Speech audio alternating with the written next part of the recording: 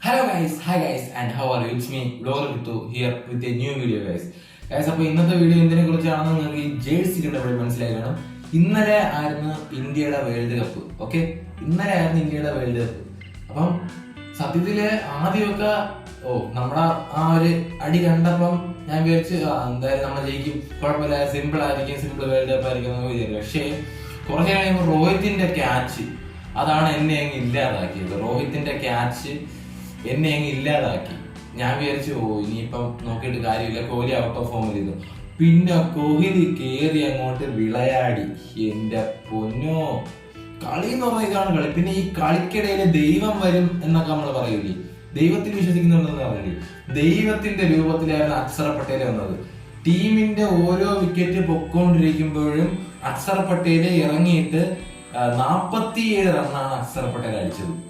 അപ്പം ഇത്രയും നാള് ചെണ്ട അത് ഇത് മറ്റേത് മറിച്ചത് എന്നെല്ലാം പറഞ്ഞുകൊണ്ടിരുന്ന ആൾക്കാർക്ക് ഇത്രേ പറയാനുള്ളത്, ചില സമയങ്ങളിൽ നമുക്ക് ദൈവമായിട്ട് ഇങ്ങനെയുള്ള കളിക്കാരാണ് പ്രത്യക്ഷപ്പെടുന്നത്. അക്ഷർ പട്ടേൽ ഇല്ലായിരുന്നെങ്കിൽ സത്യം പറഞ്ഞാൽ ഇന്ത്യ ഈ ഒരു സ്കോറിൽ വരത്തില്ല.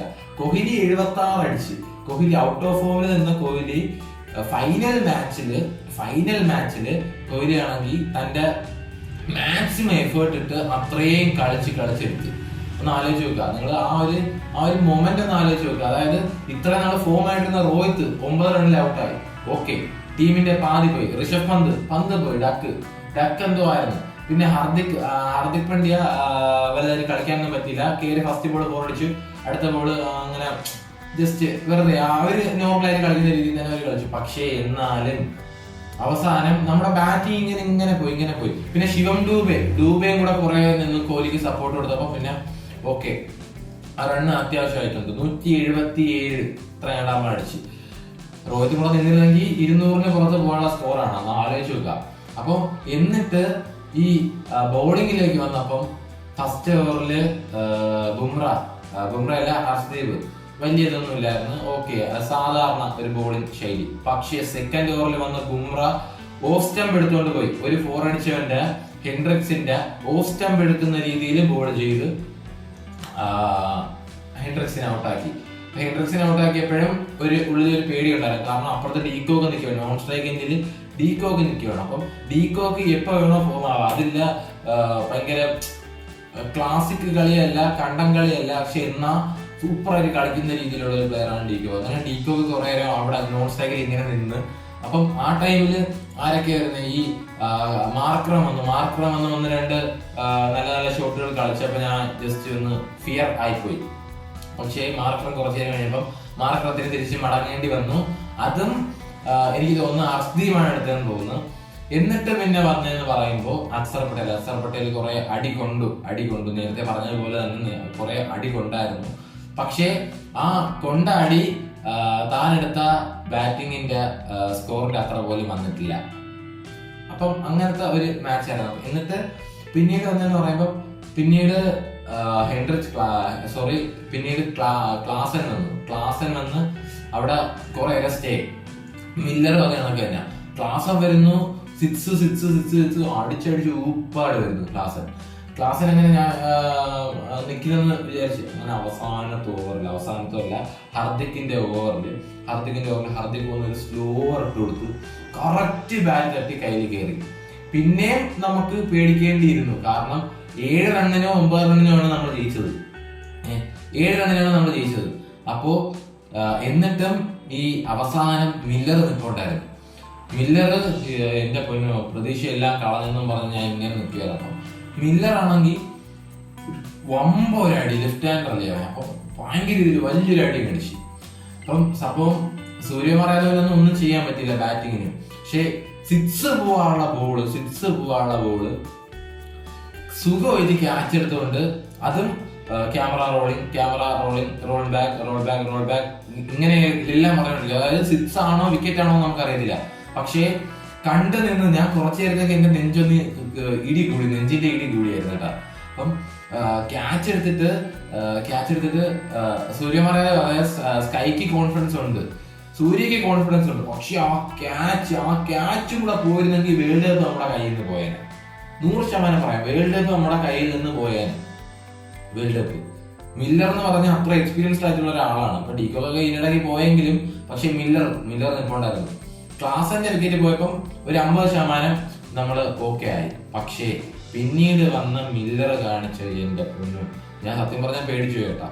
അങ്ങനെ മില്ലറിന്റെ ക്യാച്ച് എടുത്തു, അവസാനം സേഫായി. റബാഡ ഒന്നും അടിക്കത്തില്ലെന്ന് വിചാരിച്ചു. റബാഡ വന്നു അടിച്ചു, 34 പോവുകയാണ് ചെയ്തത്. അപ്പൊ അവിടെ ഒരു ലാസ്റ്റ് ഒരു ഓവറിൽ അവിടെ ഹാർദിക്കാണ്.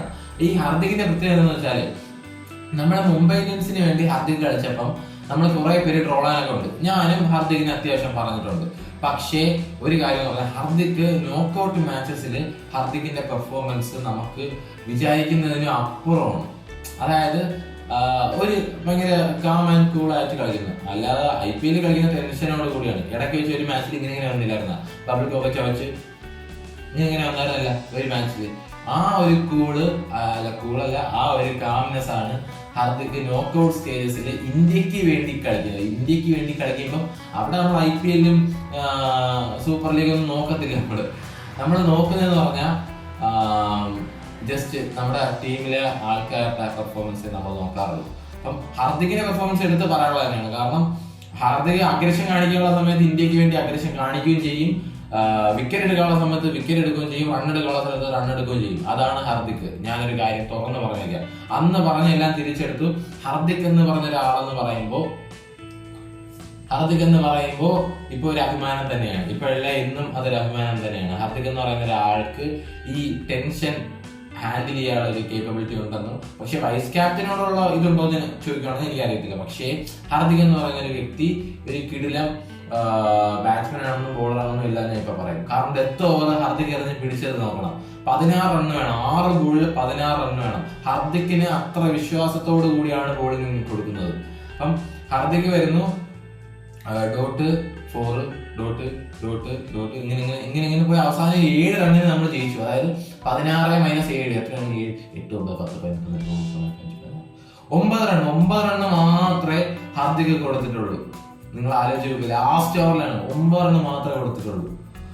അങ്ങനെ ഫൈനലി ഒരു വാർത്തയിലൊക്കെ പറഞ്ഞ 17 വർഷങ്ങൾക്ക് ശേഷമാണ്. പക്ഷെ 2011-നും 2007-നും ശേഷമാണ് എന്തോ അവര് നോക്കിയത്. കാരണം 7-ഉം 17-ഉമാണ് 27-ആവുന്നത്. അപ്പം ഏതായാലും കുറെ വർഷങ്ങൾക്ക് ശേഷം വേൾഡ് കപ്പ് നമ്മുടെ കയ്യിൽ കിട്ടുവാണ്. മറ്റേ 2023-ലെ വേൾഡ് കപ്പിന്റെ പകയെല്ലാം തീർത്തുകൊണ്ട് ഇന്ത്യ വേൾഡ് കപ്പ് നേടി മക്കളെ.